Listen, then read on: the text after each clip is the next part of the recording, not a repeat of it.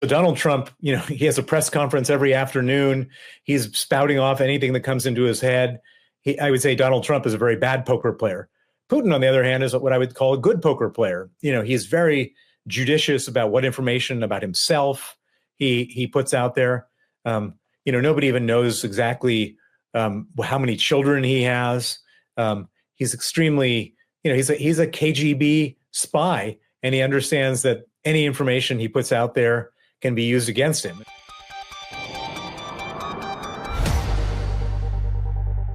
Dzień dobry, witam Państwa w kolejnym odcinku naszego programu Świat według Polski, w którym staramy się pokazać najważniejsze wydarzenie na świecie z polskiej perspektywy.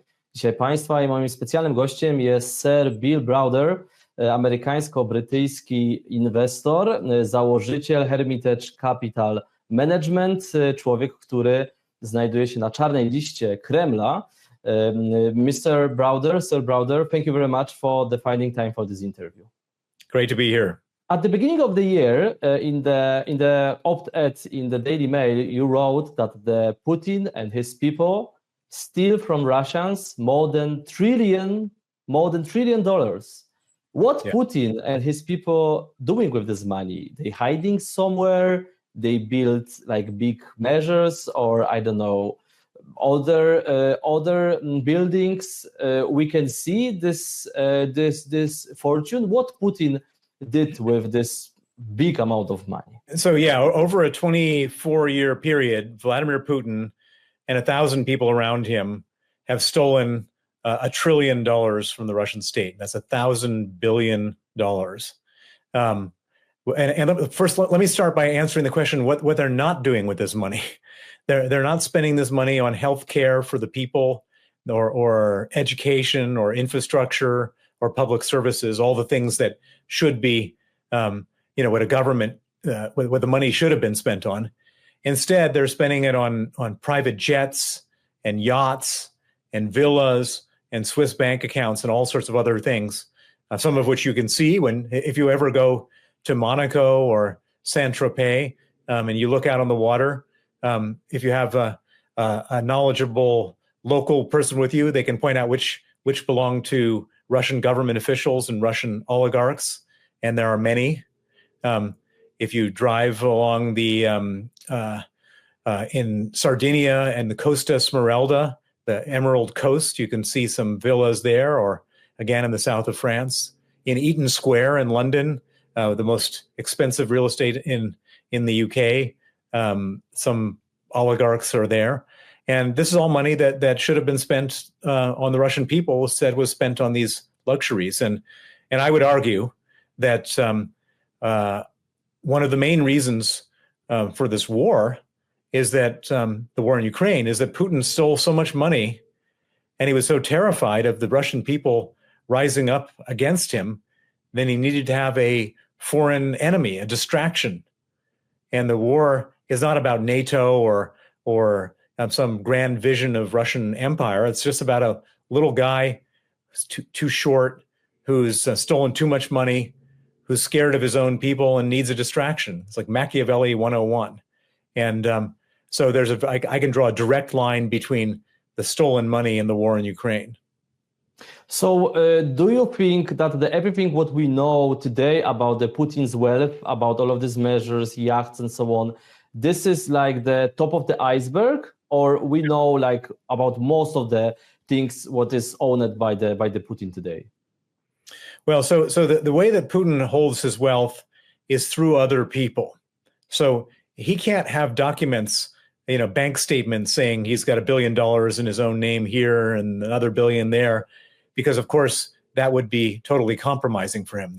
Anyone who had that access to that information could use it to blackmail him. And so all the money that he holds is through other people. And who are these other people? These are people we know as the Russian oligarchs. And so when you see a Russian oligarch who's, named by Forbes as worth $20 billion, actually 10 billion of that belongs to the oligarch, and the other 10 billion belongs to Vladimir Putin. So do you think that the position of Putin on Kremlin is still strong? Maybe do you see some kind of success or some kind of unprecedented move if we talk about the Putin position on Kremlin. He will be a Russian dictator for the many next years, or maybe he is too weak, but we cannot see that because of the propaganda and so on. Well, so Putin has no choice. He has to remain dictator for life, because if he wasn't, he would be arrested, his money would be taken away, and he'd be killed. So he has to stay in power. That's his main objective. It's not for power's sake, it's power for survival stake. So he needs to stay in power. And so how do you stay in power? Well, the first thing you do is you put people around you who are very weak, who are not going to challenge your power, who are not the heir apparent, not the next person to become president, because any of those people could eventually, if they're good enough, overthrow Putin, betray him. And so there is no designated successor. There's no individual you can point to say that person will take over after Putin. So my prediction is that Putin, the most likely scenario is Putin stays in power until the day he dies a natural death, which could be many years, could be another 15 years. Who knows? I mean, he's only 72 now. And I think it's unlikely that there will be any kind of change of leadership. Now, that doesn't mean it's impossible. Putin has created a very, very brittle situation. In other words, he used to govern with carrots and sticks. So if you were well-behaved subject of Vladimir Putin, you would get rewards. And if you were badly behaved, you would get punishments like jail, murder, or something like that. Now, all the money is being spent on the war, and so there's no carrots. There's just sticks. And however, those sticks are very effective. Most people in Russia don't want to be provoking the wrath of Vladimir Putin, and therefore they try to keep their head down. But this is where it gets interesting, is because I've seen many other dictatorships work this way, where everybody keeps their head down until one moment that they don't. One moment it all comes undone. And that's the low probability scenario, that somehow Putin loses power to a popular uprising. And if there's a widespread popular uprising, there's nothing he can do. He's very good at killing individuals or imprisoning individuals. He has no capacity to deal with 1 million men and women marching on the Kremlin. In previous interviews, you deny that the Putin are in very bad condition. If you talk about the health, you keep that opinion? Do you think that the Putin is health, strong, and so on, or maybe he hides some kind of secret disease? Well, I'm not his doctor, so I have no sort of detailed insider knowledge. But what I can say is that I've heard these rumors for many years. I think they started as early as 2014. They say Putin has cancer; he's going to die within a year. And none of them have proved to be true. And so I take the simplest answer, which is that, he's perfectly fine. He's a 72-year-old man. I'm sure he's got, a collection of worrying health problems, as most 72-year-old men have. But for the most part, he seems to be vibrant and healthy. And I have no specialist knowledge other than to say that I think it's wishful thinking that he's going to somehow, just drop dead. And that will be the end of this terrible nightmare. So how different is a public, figure, if you talk about the Putin, and his private behavior in the late 90s, in the early 2000s? You have the occasion to spend many times in Russia. Do you think that this public view about the Putin and his private behavior is completely different, or maybe in his public appearance we can see how it looks like his behavior privately? Well, it's very different than Donald Trump. So Donald Trump, he has a press conference every afternoon.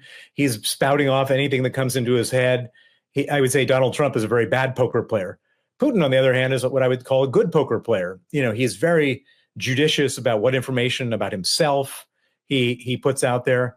Nobody even knows exactly how many children he has.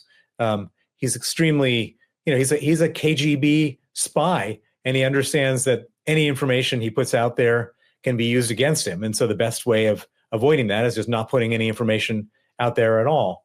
And so, I mean, I have actually never met Vladimir Putin, so I don't know what he's like privately. But what I can say is that he's very mysterious, and he maintains that mystery because it's safer to have people guessing than knowing who he is and what he's all about. Of course, I need to ask you about the opinion about the current direct negotiation between the United States and Russia. How you see all of that situation, like 180-degree pivot, if we talk about the United States policy and relationship with Russia.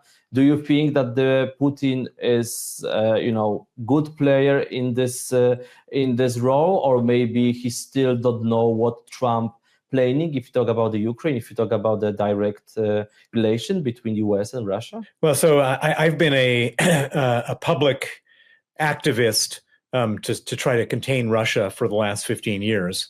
And for most of that time, America has been my most stalwart ally.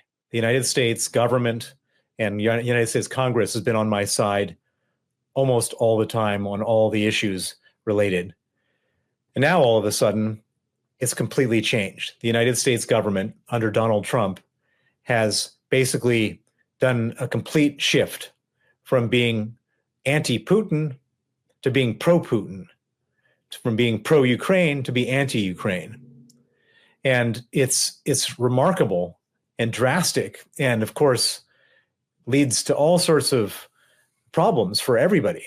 Problems for Ukraine, of course, problems for me personally, and problems for every citizen of Poland, and of course, the Baltics and many other places. And so the fact that Donald Trump has sided with Putin is completely unexpected and unwelcome. And we don't know what's going to happen. And I think we should potentially, prepare ourselves for the worst, because it could be a lot worse than we can ever even think of today, even with some of the things that they've said and done. So what do you mean the worst scenario? What is this kind of like the worst possibility in the future? Like, I don't know, another split of Europe, or maybe neutral zone in the eastern flank of NATO, or maybe something different? Well, I think that the worst case scenario is that Vladimir Putin, through the help of Donald Trump, breaks through the Ukrainian defensive lines, ends up occupying a much larger part of Ukraine, ends up taking prisoner and then putting into its army a bunch of Ukrainian soldiers, taking American weaponry that they've left behind, and then making a move on other countries of NATO, and then having America basically say, I'm not interested in NATO anymore. And so the Europeans and the Poles and the Estonians and the Lithuanians all have to fight off Putin themselves, fight off Russia themselves.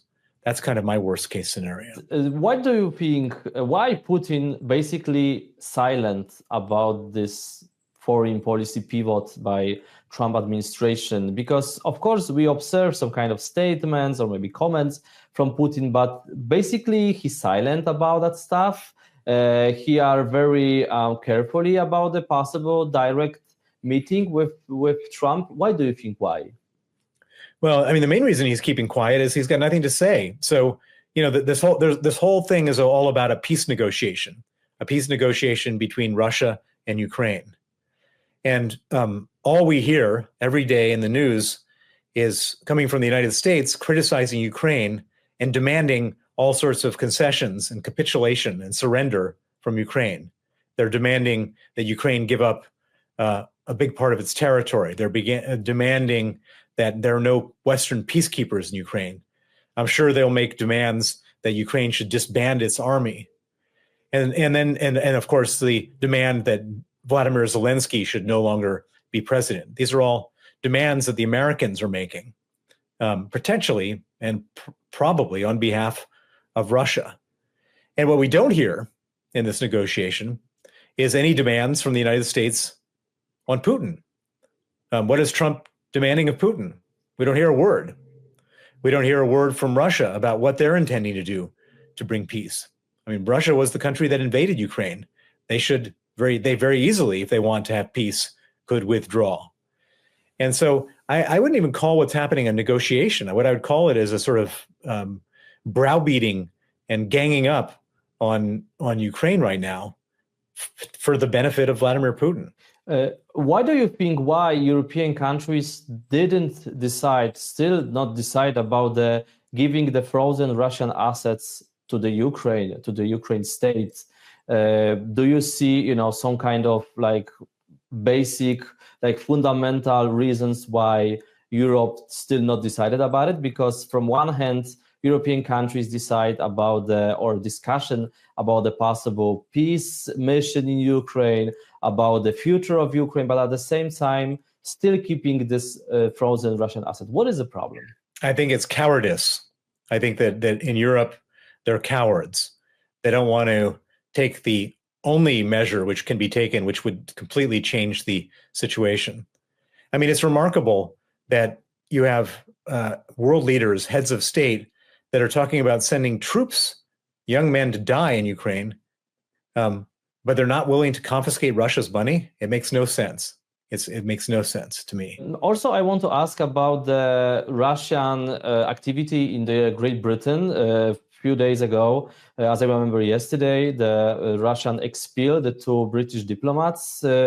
Do you see that the Russia trying to reorganize the spy network in Great Britain, trying to influence on British politics? They see that the Great Britain is a main European enemy of Kremlin, if we talk about the support Ukraine and so on, or maybe it's working completely different, what we didn't see from the Polish perspective. Well,